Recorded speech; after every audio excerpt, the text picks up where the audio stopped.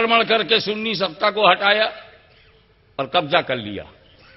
पहला काम 350 मस्जिदों को गिराना, 350 मॉस्क डिमोलिश्ड बाय वहाबी आतंकवादी।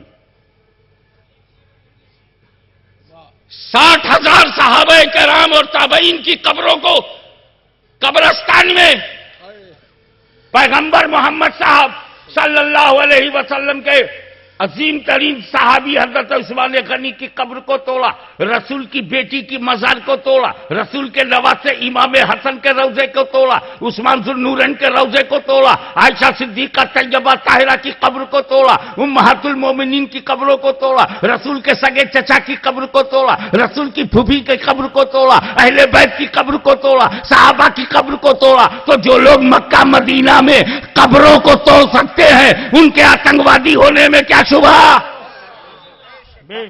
तो जब तक ये धार्मिक आतंकवाद था, मुकाबला करने के लिए हिंदुस्तान की सरजमीन पर अल्लामा फजले हक खैराबादी सामने आए, मौलाना मुनव्वरुद्दीन सामने आए, मखसूसुल्लाह मुहद्दिस देहलवी सामने आए, उसके बाद मौलाना खैरुद्दीन सामने आए, और उसके बाद जब उन्होंने सिलसिला बढ़ाया तो मोर्चा लेने के लिए इमाम अहमद रजा फाजिल बरेलवी रजी अल्लाह तआला रज़ी अल्लाहु अन्हु वरज़ाहु अन्ना तशरीफ ले आए। उनकी पूरी टीम सामने आ गई।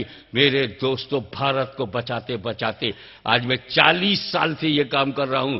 कश्मीर से कन्याकुमारी तक हमारी राष्ट्रीय एकता को तोड़ने वाली ताकतों को हम तोड़ते रहेंगे और इन आतंकवादियों को पनपने नहीं देंगे और किसी सुन्नी को उस संगठन में जाने नहीं देंगे। इन लोगों ने क्या किया, वो सोचने वाली बात है।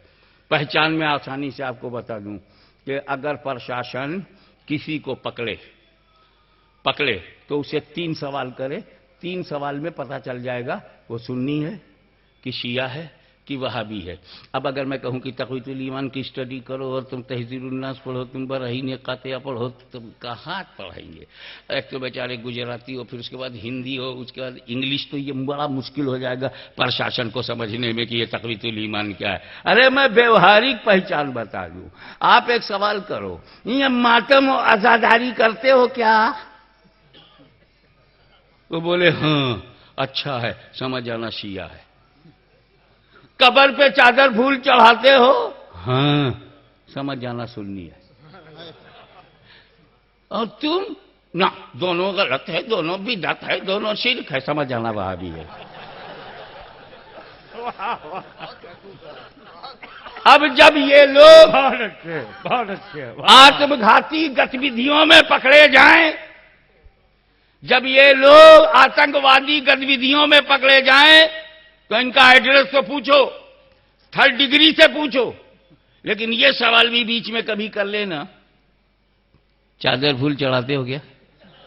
हां बोले तो वो हमारा है, फिर वो भ्रमित हो गया, और ना बोले क्या कहने, तो वही है। अब सुनो, इनकी प्लानिंग मैं बताता हूं, और मैं अपने भारत के हित में, अपनी राष्ट्रीय एकता को मजबूत बनाने और अपने देश की सरहदों को बाहर से भी और अंदर से सुरक्षित रखने के लिए, क्योंकि बाहर के दुश्मन से निपटने के लिए हमारे पास राष्ट्रीय सेना है, लेकिन अंदर के दुश्मन से निपटने के लिए जनता की मदद बहुत जरूरी, नहीं तो अकेला प्रशासन क्या करेगा। तो उसकी मदद के लिए मैं बताता हूं, जब ये लोग 181 साल पहले 181 ईयर्स एगो शाह इस्माइल देहलवी ने तक़ीतुल ईमान लिखी, और ये आतंकवाद की पहली किताब है।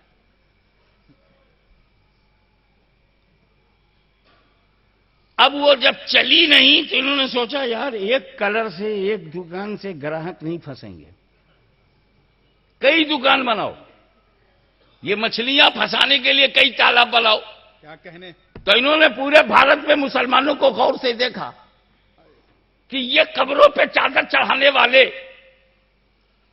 ये अजमेर में छठी का उर्स करने वाले, ये घर घर 11वीं 17वीं करने वाले, ये इमाम हुसैन की सबील लगाने वाले, इनकी रुचियां, इनकी दिलचस्पियां क्या क्या हैं। गांव में गए तो देखा कि कुछ लोगों को नमाज रोजे से बहुत दिलचस्पी है, इन लोगों को वहाबी कैसे बनाया जाए, तबलीगी जमात बना दिया। ये काम तेरा है कि फंसा के रखो। देखा कि कुछ शहरों में पढ़े लिखे लोग हैं, उन्हें लिटरेचर का बड़ा शौक है, इन्हें कैसे फंसाया जाए। बोले इनके लिए जमात इस्लामी बना दो। बोले कुछ लड़के कॉलेज यूनिवर्सिटी में पढ़ते हैं, इनको कैसे वहाबी बनाया जाए। बोले इनके लिए सीमी बना दो। और बोले कुछ लोग पॉलिटिकल किस्म के होते हैं, उनको क्या किया जाए, कि इनके लिए जमीयतुल उलमा हिंद बना दो। और कुछ लड़के जो है कुरान हदीस समझना चाहते हैं, उनके लिए क्या किया जाए, दारुल उलूम देवबंद बना दो, नदवतुल उलमा बना दो, ऐसे ही मदरसा बना दो। अच्छा, फिर इनको अपने पास रख के देखो, लड़ाकू हैं, लड़ंतू हैं, डिस्टर्बेंस करते हैं, बहुत डेयरिंग है, बड़े हिम्मती हैं, तब वहां से निकालो। तबलीगी जमात में ऐसा मिल जाए तो वहां से निकालो, जमात इस्लामी में मिल जाए तो वहां से निकालो, दारुल देवबंद से मिल जाए तो वहां से निकालो, नदवे से मिल जाए तो वहां से निकालो, सल्फिया से मिल जाए तो वहां से निकालो, अहले हदीस से मिले तो वहां से निकालो। गैर मुकल्लिद कहां, जब लड़ंकू तो उसको हिजबुल मुजाहिदीन में भेज दो, लश्कर तोयबा में भेज दो, और जब वहां ट्रेनिंग ले ले तो बोले अलकायदा में भेज दो। देखा आपने। और जो रह गया वो रह गया, चुना जाता है वो जो फसादी है। तबलीगी जमात में है मगर फसादी है, उसको ऊपर ले गए। जमात इस्लामी में है और लड़ाने वाला है तो उसको ऊपर ले गए। दारुल देवबंद में पढ़ा हुआ है और लड़ाकू है तो उसको ऊपर ले गए। जो रह गया वो रह गया, वो आतंकवादी नहीं बना। 40 दिन के लिए गया, घर चला आया, घर ही में रह गया, आतंकवादी नहीं बना। इसीलिए हर वहाबी आतंकवादी नहीं है। जो रह गया वो कैसे आतंकवादी बनेगा। जो किताब में पढ़ता है और अलमारी में रख देता, सो जाता है, वो आतंकवादी नहीं है। जो दारुल उलूम देवबंद से पढ़ करके निकला और निकल करके मस्जिद में आया और मस्जिद में रह गया, वो भी आतंकवादी नहीं है।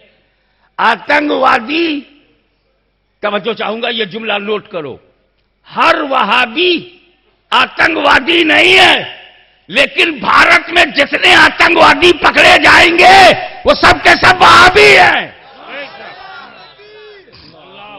वो सारे के सारे वहाबी हैं। यानी हर आतंकवादी वहाबी नहीं है, लेकिन जितने आतंकवादी हैं वहाबी हैं। गुजरात में मैंने पूरे प्रदेश के मुखिया तक ये मैसेज दिया था, उन्होंने उसको कंफर्म किया। हमने जितने सीमी के लोगों को पकड़ा है, हमने जितने भी ये बम विस्फोट करने वालों को पकड़ा है, या हमने जितने भी आतंकवादियों को पकड़ा है, जब उनका अकीदा टटोला गया तो सबके सब वहाबी हैं। तो फिर ये इस्लामी आतंकवाद नहीं है, ये वहाबी आतंकवाद है।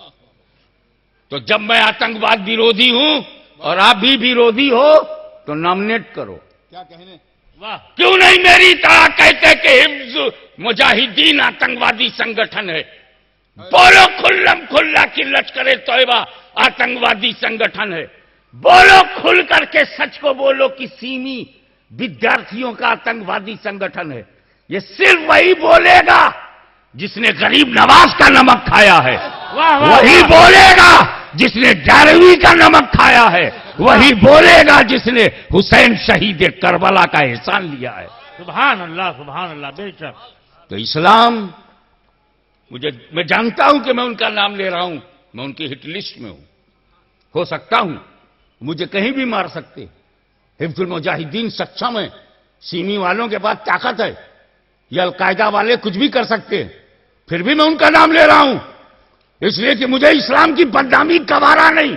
वाह वाह, हक हक इस्लाम की बेइज्जती में बर्दाश्त नहीं कर सकता। मैं हिंदुस्तान का नुकसान बर्दाश्त नहीं कर सकता। वाह वाह, मैं भारत पे हमला बर्दाश्त नहीं कर सकता। वाह, इस भारत की इज्जत इसलिए नहीं है कि यहां गंगा जमुना बहती है, ये भारत इसलिए कीमती है कि यहां गरीब नवाज लेटा हुआ है। नारे तकबीर, नारे रिसालत, ख्वाजा का हिंदुस्तान। वाह वाह, जिंदाबाद, सुभान अल्लाह।